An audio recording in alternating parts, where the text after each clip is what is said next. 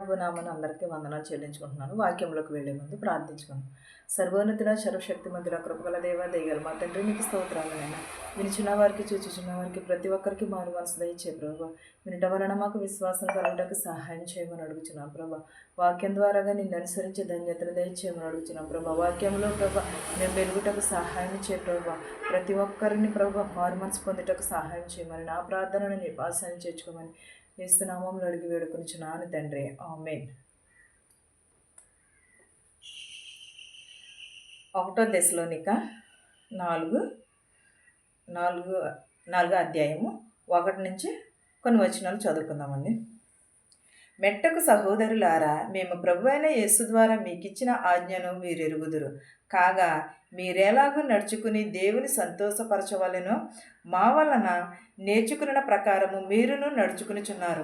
ఈ విషయంలో మీరు అంతకంతకు అభివృద్ధి నొందవలెనని మిమ్మును వేడుకుని ప్రభువైన యేసునందు హెచ్చరించుచున్నాను. ఏమని అంటున్నాడట?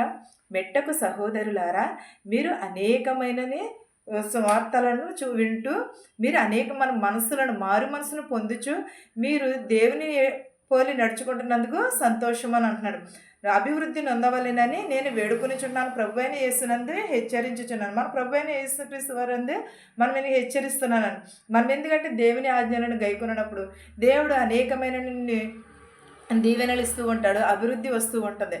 మనం ఏమి కలిగి ఉండాలంటే దేవుని ఎడల సంతోషకరమైన మంచి నడవడికను మనము కలిగి ఉండాలి.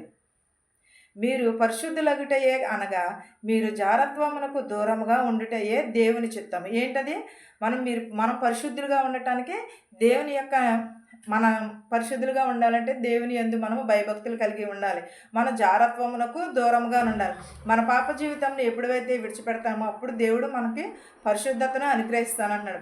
మీలో ప్రతివాడును దేవుని ఎరుగని అన్యజనుల వలె కామాభిలాషమును యందు కాక పరిశుద్ధ యందును ఘనత యందును తన ఘటనను ఎట్లనగా కాపాడుకునవలెనో అది ఎరిగియుండుటయే దేవుని చిత్తము. ఏంటిది? ప్రతి వాడును దేవుని ఎరిగి అన్యజనుల వలె కాకుండా కామాభిలాషముల వలె కాకుండానే ఎలా ఉండాలంటే మన దేవుడు అంటే అన్యజనులకు తెలుసా? తెలియదు కదా. అలాగే అలాగ ఉండకోకుండా మనల్ని ఏం చేయమని అంటున్నాడంటే దేని యందు పరిశుద్ధాత్మను ఘనతను ఎట్లనగా కాపాడుకునవలెనో ఎరిగి ఉండవలని దేవుని చిత్తము ప్రకారము ఎరిగి ఉండవలెనని చెప్పుచున్నాడు. ఈ విషయమందు ఎవడును అతిక్రమించి తన సహోదరుని మోసము చేయకుండవలను. ఎందుకనగా మేము పూర్వము మీతో చెప్పిన సాక్ష్యం ఇచ్చిన ప్రకారము ప్రభువు వీటన్నిటినీ విషయమై ప్రతిదండన చేయువాడు. ఎలాగో ఏ విషయమైనను సరే సహోదరిని మోసపుచ్చుకోడు. సహోదరిని మోసం చేస్తే ఏమొస్తుంది? తిరిగి మనకి అదే మోసము మనకి వస్తూ ఉంటుంది. మనం ఏమి విత్తుతామో అదే కోస్తామన్నాడు దేవుడు. మన సహోదరునికి మనము మంచిని చేస్తే తిరిగి మంచి వస్తుంది. మనము పూర్వమందు సాక్ష్యం ఇచ్చిన ప్రకారం వీటన్నిటి విషయంలోనే ప్రతిదండన చేయుచున్నాడు. మన సహోదరుని మనము ప్రేమించాలి, మన శత్రువును కూడా మనము ప్రేమించాలి. పరిశుద్ధులగుటకే దేవుడు మనలను పిలిచెను కానీ అపవిత్రులుండగా పిలవలేదు. ఎలాగో పరిశుద్ధులుగా ఉండుటకే దేవుడు మనలను పిలుచుకున్నాడు కానీ అపవిత్రత కలిగి ఉండుటకు మనలను పిలుచుకోలేదు. ఎందుకంటే దేవుడు మనలను ప్రేరేపిస్తూ ఉంటాడు, వాక్యం చదువుకోమని అలా అని అంటాడు. కానీ మనం దేనికి ప్రిఫరెన్స్ ఇస్తాము? ఫోన్ తీసుకున్నామంటే అనేకమైన సీరియల్, అనేకమైన రీల్స్ ఇవే చూస్తూ ఉంటాము తప్ప కానీ వాక్యమును మనము అనుసరించిన మనం పరిశుద్ధులగుట ఉండుటకు దేవుడు పిలుస్తున్నాడు. మనము పిలుపుని అందుకునేవారుగా ఉండాలి కానీ పిలుపుని తిరస్కరించేవారుగా ఉండకూడదు. కాబట్టి ఉపేక్షించేవాడు మనుషుని ఉపేక్షింపడు కానీ మీకు తన పరిశుద్ధాత్మను అనుగ్రహించి దేవునినే ఉపేక్షించుచున్నాడు. ఎలా? కాబట్టి ఉపేక్షించేవాడు మనిషినే ఉపేక్షించును కానీ మీకు తగిన పరిశుద్ధాత్మ అనుగ్రహించిన దేవునినే మనమే ఉపేక్షించాలి. మనం పరిశుద్ధాత్మను అనుగ్రహిస్తానంటున్నాడు. దేవుని యందు ఎలా ఉండమని అంటున్నాడు? భయమును భక్తిని కలిగి ఉంటున్నాడు. సహోదర ప్రేమను గూర్చి మీకు రకరకాల లేదు. మీరు ఒకరినొకడు ప్రేమించుటకు దేవుని చేతనే నేర్పబడితిరి. అవును కదా, దేవుడు మన శత్రువుల్ని ప్రేమించాడు, మన మిత్రుల్ని ప్రేమించాడు. మీరు సహోదరుని ప్రేమ కలిగి ఉండమని దేవుని యందే మనము నేర్చుకుని ఉన్నాము. దేవుడే మనకి నేర్పిస్తున్నాడు. మన సహోదరునితో ఉన్నాం, వారి అక్కరలను చూస్తున్నాము. ఇవన్నీ కూడా దేవుడు మనకి నేర్పించిన విధానమును బట్టి. అలాగనే మాసిదోనియా యదంతటను తన ఉన్న సహోదరులందరినీ మీరు ప్రేమించుచున్నారు. సహోదరులారా, మీరును ప్రేమయందు మరి ఒకని ఎక్కువగా అభివృద్ధి పొందుచుండవలెనని. ఎలాగో ఒకరినొకరు ప్రేమిస్తూ సహోదరుని ప్రేమ కలిగి మీరు అంతకంతకు కూడా అభివృద్ధి పొంది ఉండవలెనని. సహోదరుని ప్రేమిస్తే ఏమొస్తుంది? మనకి అభివృద్ధి వస్తుంది. సహోదరుని ప్రేమిస్తే మనకి అభివృద్ధి వస్తుంది. అభివృద్ధి అనేకమైన సంఘటనలతో మీరు నడుచుకునిడి అని అంటున్నాడు. మనం ఇవన్నీ కూడా దేవుని యందు మనం ప్రేమ యందు కలిగి ఉండాలి. మనం ప్రేమను కలిగి ఉండాలి. సహోదరి ప్రేమ లేకుండా మనం ఎంత ప్రార్థించినను అది వ్యర్థమే. సంఘమునకు వెలుపటి వారి ఎడల మర్యాదగా నడుచుకుని మీకేమీ దొరకాలి కొదువ లేకుండానట్లు మేము మీకు ఆజ్ఞాపించిన ప్రకారము మీరును పరుల జోలికి పోకుడి. మనము పరుల జోలికి పోతే పరుల సొమ్ము పాము వంటిది, మనము వాటిని ముట్టుకోకూడదు అని చెప్తూ ఉంటాం కదా. అలాగే మనం పరుల జోలికి పోకూడదు. వారు ఎంత తిట్టినైనా సరే క్షమించే గుణమును కలిగి ఉండాలి. మనం జాలి కలిగి ఉండాలి. అప్పుడు దేవుడు మనకి క్షేమాభివృద్ధి కలిగజేస్తానన్నాడు. మీ సొంత కార్యములను జరుపుకునేట ఎందును మీ చేతులతో పనిచేయుట ఎందును ఆశ కలిగి ఉండవలెనని మిమ్ముని హెచ్చించుచున్నాను. మనకే తప్ప కానీ మన శక్తి మనకే తోడ్పడుతుంది. మనము ఎప్పుడైతే మనం సొంత శక్తిని కలిగి ఉంటామో, మన సొంతమునే కలిగి ఉంటామో, అప్పుడు మనకి ఆశయాన్ని మనల్ని హెచ్చిస్తూ ఉంటానని అంటున్నాడు. మన చేతుల కష్టార్జితమును కష్టపడి పని చేసుకుని మనం తింటే అది ఎంతో తృప్తిగా ఉంటుంది.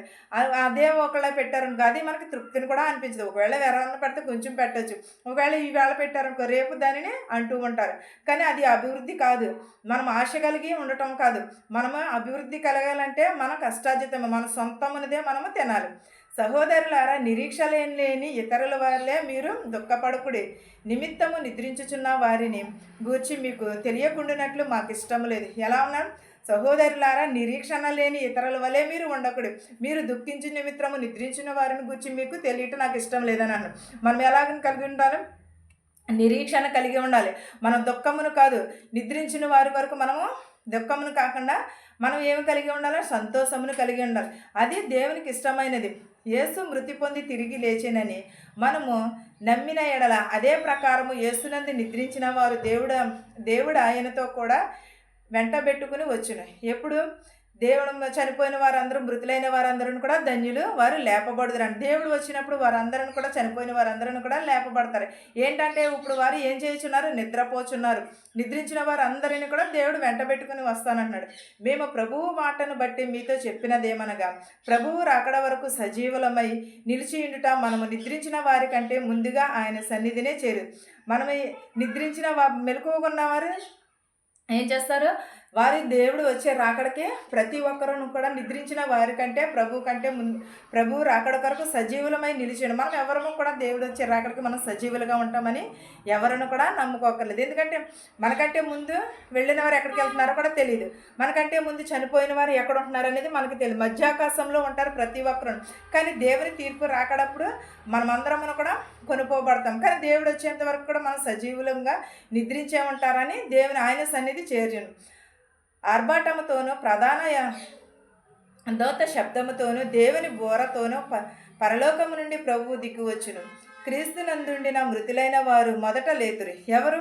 దేవుని ఎరిగి నిద్రించిన వారు ముందు లేస్తారని అన్నాడు. బాప్తీసం తీసుకున్న వారు పరలోక రాజ్యం చేరతారు. బాప్తీసం తీసుకోలేని వాళ్ళు పరలోక రాజ్యము చేరారని. కానీ ప్రధాన శబ్దముతోనూ దేవుని బోరతోనూ పరలోకము నుండి ప్రభు దిగి వచ్చటం మనందరమును కూడా చూస్తాము. మృతులైన వారు చూస్తారు, మెలకువగా వారు చూస్తారు. దేవుడు వచ్చారు అక్కడికి ఎవరైతే సజీవులుగా ఉంటారో వారందరూ కూడా చూస్తూ ఉంటారు అన్నాడు. ఆ మీదట సజీవులమై నిలిచియుండు మనము వారితో కూడా ఏకముగా ప్రభువును ఎదుర్కొనుటకు ఆకాశ మండలములను మేఘముల మీద కొనుక్కోబడుదుము. కాగా మనము సదాకాలము ప్రభువుతో కూడా ఉందుము. కాబట్టి మీరు ఈ మాటల చేత ఒకరినొకడు ఆదరించుకునుడి. ఎలాగూ మనము సజీవులమై నిలిచియుండిన ఎడల మనము వారితో కూడా ఏకముగా ప్రభువుని ఎదుర్కొనుటకు ఆకాశ మండలమునకును మేఘముల మీద కొనుక్కోబడుటకును కాగా మనము సదాకాలము ప్రభువుతో కూడా ఉందిమని. ఎలా ఉందిమండి? మనము నిద్రించినను కూడా చనిపోయినను కూడా నిద్రించిన వారితోటే సమానమని అన్నాడు. కానీ మనం ఏం చేస్తున్నాం? సమాధిలో నుంచి నిద్రించుతున్నాము. దేవుడు వచ్చారు అక్కడికి మనం అందరమును కూడా కొనుక్కోబడతాం. మనం ఏంటంటే సజీవులుగా ఉన్నాము. ఏకముగా ప్రభువుని ఎదుర్కొనుటకు ఆకాశ మండలముల మీద గంభీర తాళములతోనూ బోరధ్వనితోనే దేవునిని మనము ఎదురు చూడాలి.